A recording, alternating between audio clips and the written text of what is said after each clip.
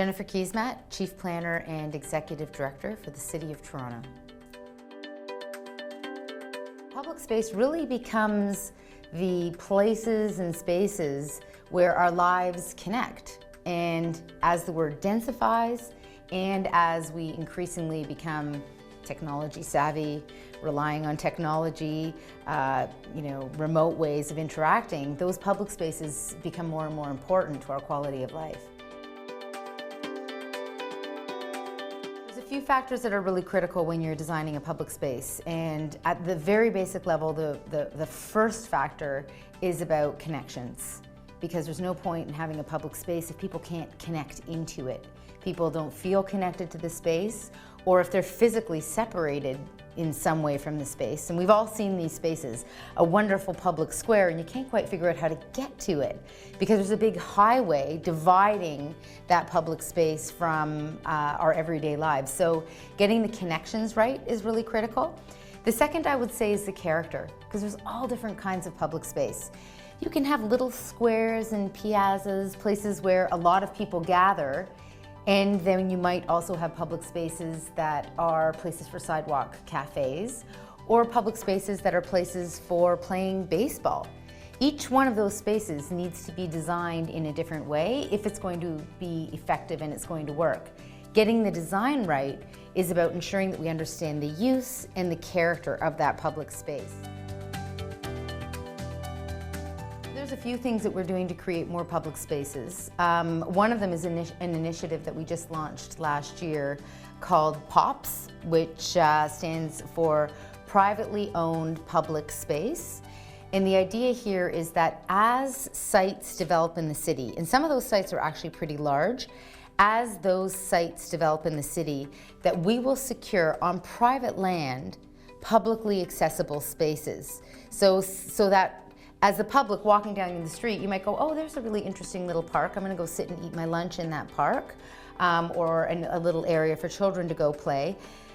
To the public, the lines between whether it's a city-owned space or owned by a private landowner, those lines start to blend, and in fact, it just serves as public space.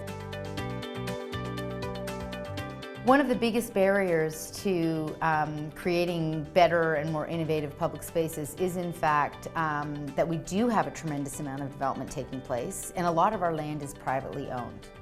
And so there's a tussle that goes on, a real negotiation that goes on to try and take back some of that land to ensure that it continues to be a public amenity. So that's a pretty big barrier. Another big barrier I would say is on the funding side.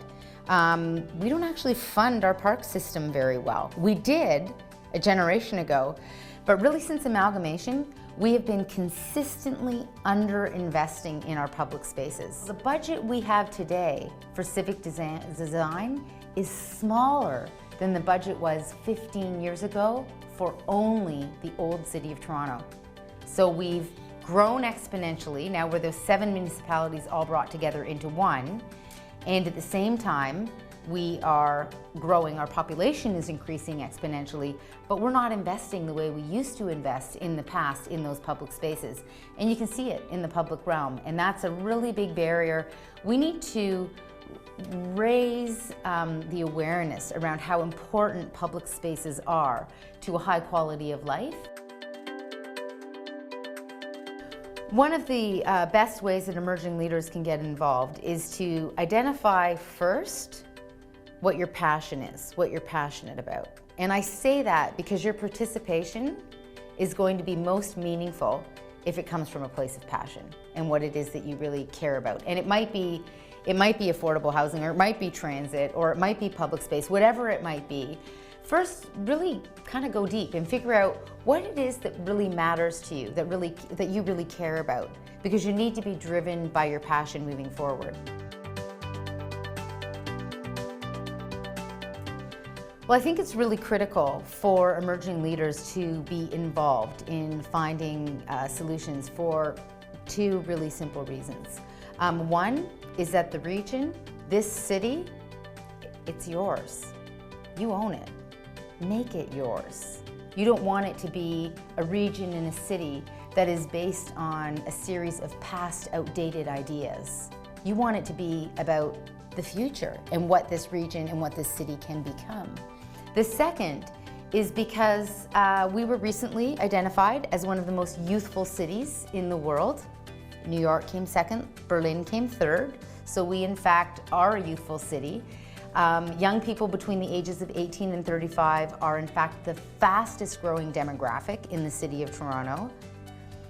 And yet, young people between the ages of 18 and 35 have the lowest participation in our political processes. So there's a big disconnect. The future is yours, but the decision making around the future is being made by people who have been involved in the process for a very long time and who really don't own the future.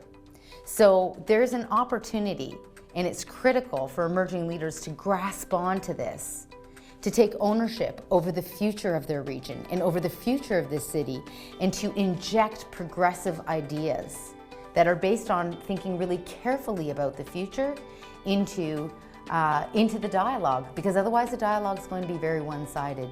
So I think it's not a frivolous pursuit, it's not an option, it's really essential that emerging leaders see this region and see this city as theirs for the taking.